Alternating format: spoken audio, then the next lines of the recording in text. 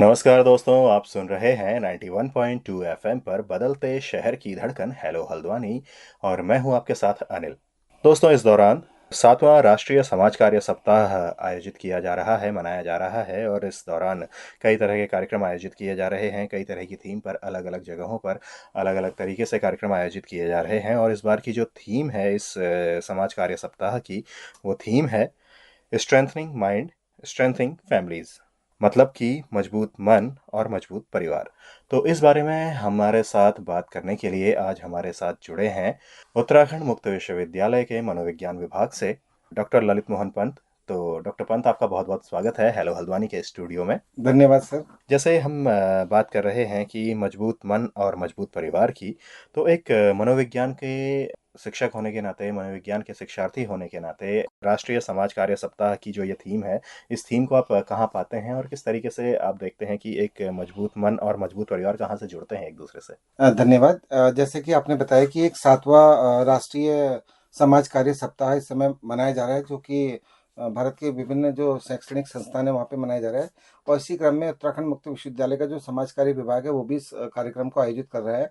जैसे कि आपका जो सवाल था कि जो हमारा स्ट्रेंथनिंग माइंड और स्ट्रेंथनिंग फैमिलीज, इसको हम किस नज़रिए से देखते हैं, एक मनोविज्ञान के छात्र होने के नाते मैं कैसे देखता हूँ, या पूरा का पूरा समाज कार्य विभाग इसको कैसे देखता है।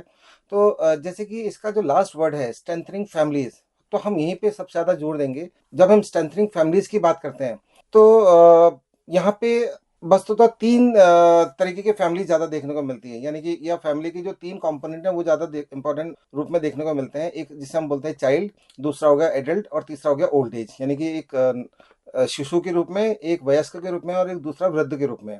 हाँ, हिंदुस्तान जो है भविष्य के एक ऐसे देश के रूप में उभरने वाला है या उभर सकता है जहाँ पे ओल्ड एज लोगों की संख्या सबसे ज़्यादा होने वाली है। तो उस केस में जब हम आज की थीम को देखते हैं तो उस केस में सबसे महत्वपूर्ण हो जाता है कि हम इस कार्यक्रम के माध्यम से हम वृद्धजनों के इश्यूज़ को बात करें और हम उनको कैसे और ज़्यादा इनकैश कर सकते हैं, यानी कि जो वृद्ध हैं उनको कैसे इनकैश कर सकते हैं, उनके एक्सपीरियंस को कैसे इनकैश कर सकते हैं, उस पे बात करें।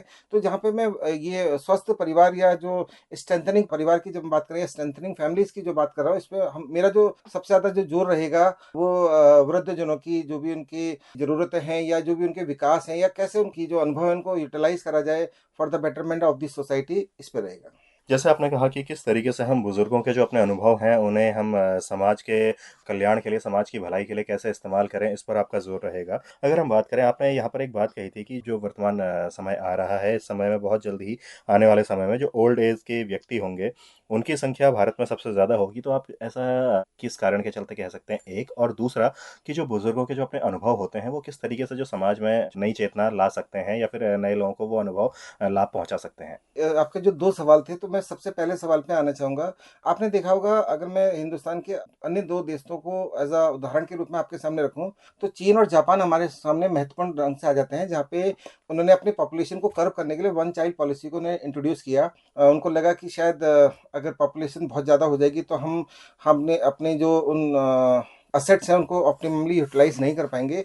और संभवतः हमारे यहाँ वैसे one child policy as such government के वे में तो लागू नहीं है, बट धीरे-धीरे इधर आपने देखा होगा कि हमारे परिवार के जो पैटर्न है या हमारी जो पारिवारिक संरचना है उसमें काफ़ी बदलाव आया है। धीरे-धीरे हम जॉइंट फैमिली से न्यूक्लियर फैमिलीज़ में कन्वर्ट हो गए हैं और उस न्यूक्लियर फैमिलीज़ के अंदर भी माइक्रो न्यूक्लियर फैमिलीज़ बनने लगी हैं।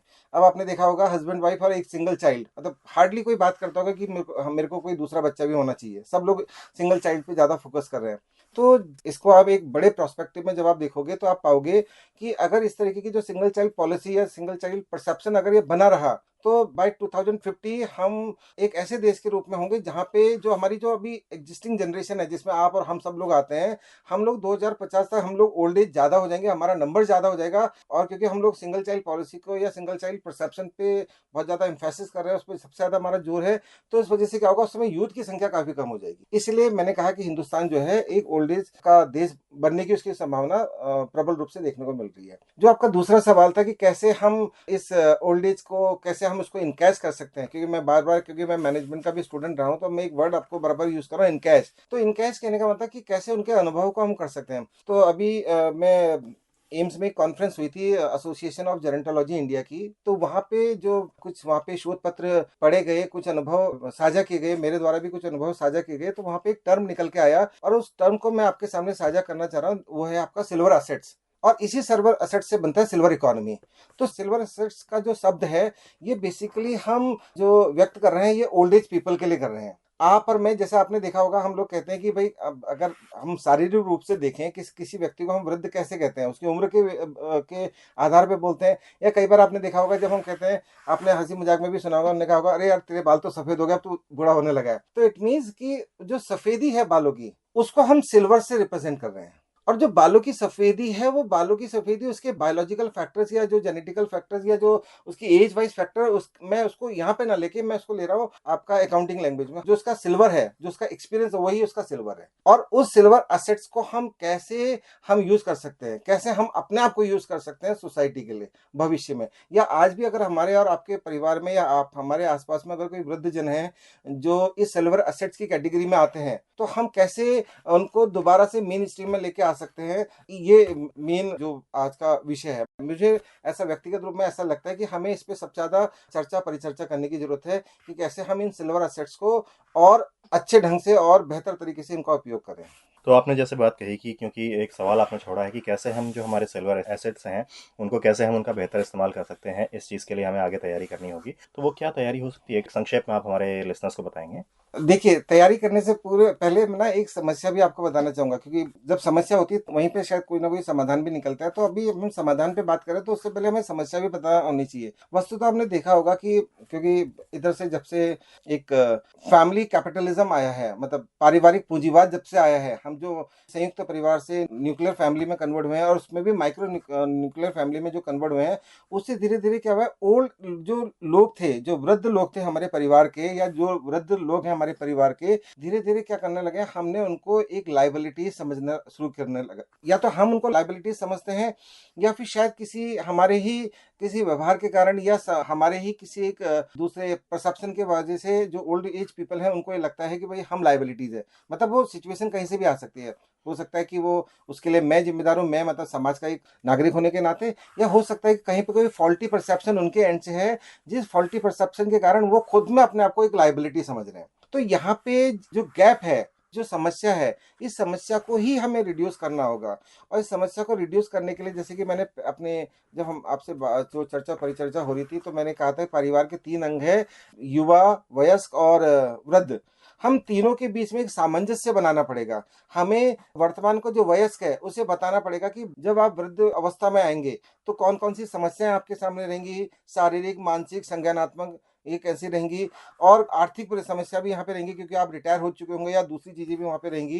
कैसे आप अपनी लाइफ को, अपने अनुभव को दोबारा से यूटिलाइज कर सकते हो। जैसे मैं छोटा सा एग्जांपल बताता हूँ। मैं एक शिक्षक हूँ। मैं अगर 60 साल की एज में या 65 साल की एज में अगर रिटायर होता हूँ, तो मैं अपने पूरे जीवन के अनुभव को कैसे इनकैश कर सकता हूँ। तो हो सकता है मैं एक कोचिंग सेंटर चलाना शुरू करूँ, जो उसमें मॉनेटरी इश्यूज हो सकता है, मतलब मैं कई बार फ्री ऑफ कॉस्ट भी चला सकता हूँ, या उसके लिए कोई नॉमिनल चार्जेस भी ले सकता हूँ। मतलब अल्टीमेटली कहने का मतलब है, जो भी आपके पास स्किल्स हो, जो भी आपके पास एक्सपर्टीज हो, आप उन एक्सपर्टीज का, अपने स्किल्स का, ये सोच के आप उसको स्टॉप ना करें कि भाई अब मेरी एज हो चुकी है, अब मैं रिटायर हो चुका हूँ। इन शॉर्ट अगर मैं इसको एक लाइन में बोलूँ, there is no age of retirement.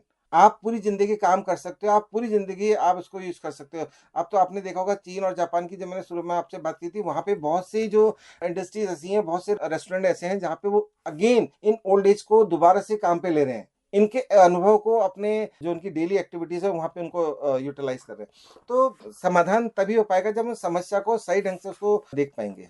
जैसे आपने बहुत बेहतरीन बात यहाँ पर कही कि जो हमारे जो वर्तमान के बुज़ुर्ग हैं, या फिर ये कहा जाए कि जो हमारे बुज़ुर्ग हैं और जो हमारे वर्तमान के वयस्क हैं, जो कि अभी युवा पीढ़ी एक तरीके से कह सकते हैं, या फिर जो कि मतलब हमारे जो बच्चे भी हैं उन्हें भी हमें समझाना होगा, उनके सामने भी हमें उदाहरण रखना होगा। ख़ास तौर पे ये कि जो आने वाली जनरेशन है और जो अनुभव ले चुकी है वो जनरेशन, उस जनरेशन को आपस में एक दूसरे से समन्वय बना के रखना होगा। और जब हम समन्वय बना के चलेंगे, तभी हम आगे जो हमारे जो वयस्क हैं, जो हमारे बुज़ुर्ग हैं, उनके अनुभवों को हम अपने अपने समाज की बेहतरी के लिए इस्तेमाल कर सकते हैं। और आपने जैसे उदाहरण भी दिया कि कई सारे रेस्टोरेंट ऐसे हैं, कई सारे संस्थान ऐसे हैं जो कि वयस्कों को या फिर बुजुर्गों को कहीं ना कहीं वापस अपने पास लेकर के आ रहे हैं या फिर वापस उन्हें काम पर रख रहे हैं, ताकि उनके अनुभव जो हैं वो अनुभव उनकी बेहतरी के लिए वो इस्तेमाल कर सकें और उनका जो संस्थान है, उनकी जो अपने रेस्टोरेंट हैं वो और बेहतर तरीके से चल सकें।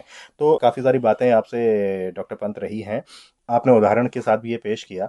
चलने से पहले अगर हम बात करें कि कुछ और चीज़ आप इसमें जोड़ना चाहें, तो एक बार फिर से आपका उसके लिए स्वागत है। मैं इस पे एक चीज और भी जोड़ना चाहूंगा कि अगर किसी को शायद सिल्वर असेट्स में अगर कुछ आपत्ति लगे, मतलब उनको लगे कि यार उसको याद करने में बहुत टफ है उसके लिए, तो हम एक टर्म और यूज कर सकते हैं, सेकंड इनिंग। सेकंड इनिंग का मतलब दूसरी पारी। दूसरी पारी का मतलब होता है कि देखो, जिंदगी ना दोबारा मौका देती है आपको, आपको उस मौके को इस्तेमाल करना आपको आना चाहिए। और जैसे कि अभी आप ही ने भी बोला कि 3 जनरेशन है, मेरी जो चर्चा हो रही थी उसमें भी मैंने बोला, ये जो समस्या है या इस तरीके की जो भी समस्याएं आएंगी, भले वो हमारे ज्ञान से हो, समाज कार्य विभाग से हो, या किसी भी समाज कार्य से जुड़ी हो, या किसी भी अन्य उससे जुड़ी हो, अल्टीमेटली समस्या का समाधान तभी संभव हो पाएगा जब तक कि हम समस्या को सही ढंग से उसको जाने ना, समझे ना, या उसको देख ना पाए, है ना। तो हमारे पास जो अभी वर्तमान में जो एक समस्या जो लग रही है होने को, अभी दूर है बट आ सकती है, वो यही है कि हमें एजिंग पे काम करने की बहुत जरूरत है। हिंदुस्तान शायद अभी भी काफी एक बैकवर्ड पोजीशन पे है जहाँ पे वो एजिंग पे बात करता है। होने को उसने मनोविज्ञान के बहुत सारे कंसेप्ट पे बात करना शुरू कर दिया है, उस पर प्रैक्टिस करना भी शुरू कर दिया है। समाज कार्य विभाग भी इस तरीके के बहुत सारे इश्यूज पे काम कर रहा है, बट एजिंग आज भी एक ऐसा विषय है जिसपे हम बहुत कम बात करते हैं।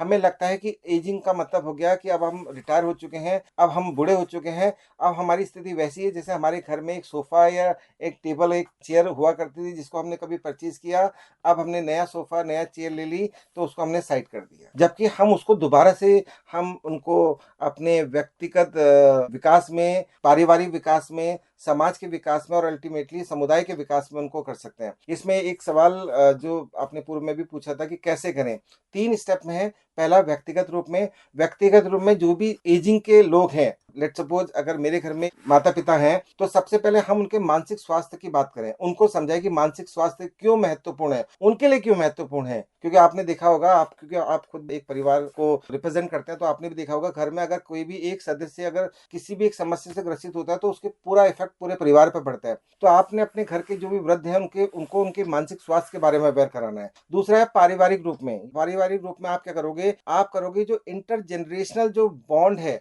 उसको आपको मजबूत बनाना है। इंटर जनरेशनल बॉन्ड का मतलब है कि परिवार में जो 3 कैटेगरीज हैं, चाइल्ड, एडल्ट और ओल्ड एज, इनके बीच का जो कम्युनिकेशन गैप है, आजकल आपने देखा होगा हम लोग आपस में बात नहीं करते, फेसबुक को ही हमने रियल बुक मान ली है, वही हमारी वास्तविक दुनिया हो चुकी है, जबकि एक आभासी दुनिया है। तो हम बात करें, संवाद करें, और कोई भी इशू हो तो संवाद के थ्रू उन समस्याओं का समाधान निकालने की कोशिश करें। तो ये दूसरा स्टेप है। और तीसरा स्टेप है आपका कम्युनिटी इंगेजमेंट। हम कम्युनिटी बेस पे उनको इंगेज करें।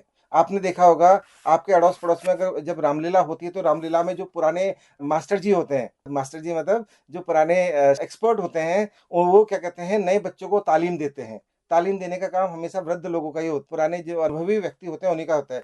तो इस तरीके से हम उन्हें कम्युनिटी वाइज उनको इंगेज कर सकते हैं। इसके अलावा भी और कम्युनिटी इंगेजमेंट प्रोग्राम है। हम, जैसे मैंने अभी शिक्षक के वे में कहा कि आप चाहो तो आप अपना एक ग्रुप बनाओ, जितने भी ओल्ड एज पीपल हैं वो अपना ग्रुप बनाएं। किसी एक स्कूल को जिसकी स्थिति बहुत अच्छी नहीं है, वहाँ शिक्षकों की स्थिति बहुत अच्छी नहीं है, शिक्षक बहुत कम है, तो आप उन स्कूल को अडॉप्ट कर लो, उनके साथ इंडल्ज हो जाओ। आप वहाँ पे एक चैरिटी बेसिस पे आप अपना स्कूल वहाँ पे टीचिंग करना शुरू करो। आप एक लॉ फील्ड से आप रिटायर्ड हो, आप अपना फ्री में एक लीगल कंसल्टेंसी आप खोल सकते हो। आप मेडिकल से रिटायर्ड हो तो आप एक चैरिटी बेस पे मेडिकल कैंप आप लगा सकते हो। तो करने को बहुत सी चीजें हैं, but ultimate the point is कि हमें ना क्या करना है, हमें उन लोगों को अवेयर कराना है कि भाई आप रिटायर नहीं हुए हो, हमारे लिए आप आज भी असेट्स हो। हमारे लिए मतलब मेरे लिए, मतलब मैं व्यक्तिगत रूप में भी बोल रहा हूँ, मैं पारिवारिक रूप में भी बोल रहा हूँ, और अल्टीमेटली समाज के रूप में भी बोल रहा हूँ कि आप सब लोग हमारे लिए असेट्स हो। तो ये पूरा लब्बुलुआब इसका यही है। जी, तो डॉक्टर पंत, आपकी जो बात रही है, जो आपने आज के दिन में जो अपने विचार साझा किए हैं, इन विचारों के साथ में जो जो एक निष्कर्ष हम कह सकते हैं, या फिर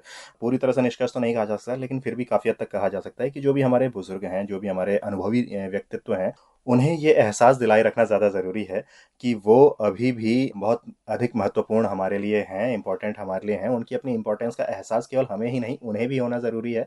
इसके लिए भी हम थोड़ा उन्हें सम्मान दें, तो कहीं न कहीं जो उनके अपने अनुभव हैं, वो हमारे काम आएँगे, हमारे समाज के काम आएँगे, हमारे देश के काम आएँगे और वो हमें आगे बढ़ने में काफ़ी मदद उनके अनुभव जो हैं, वो हमें करेंगे। तो डॉक्टर पंत, इसके लिए हमारी तरफ से और हमारे सभी लिसनर्स की तरफ से आपका बहुत-बहुत धन्यवाद। समाज कार्य विभाग का भी बहुत-बहुत धन्यवाद कि जी। उन्होंने इस तरीके की थीम पे एक जो तत्कालीन जो समस्या है उसको लेके उन्होंने काम किया, उनको भी धन्यवाद। जी, दोस्तों ये थे डॉक्टर ललित मोहन पंत, उत्तराखंड मुक्त विश्वविद्यालय के मनोविज्ञान विभाग से, और हम बात कर रहे थे 7वें राष्ट्रीय समाज कार्य सप्ताह के अंतर्गत जो हमारी थीम है, स्ट्रेंथनिंग माइंड, स्ट्रेंथनिंग फैमिलीज, और इसमें भी हमने बात करी थी खास तौर पर जो वयस्क लोग हैं, जो बुजुर्ग लोग हैं, उनके अपने अनुभवों को हम किस तरीके से अपने समाज के लिए लाभ उनके अनुभवों का उठा सकते हैं।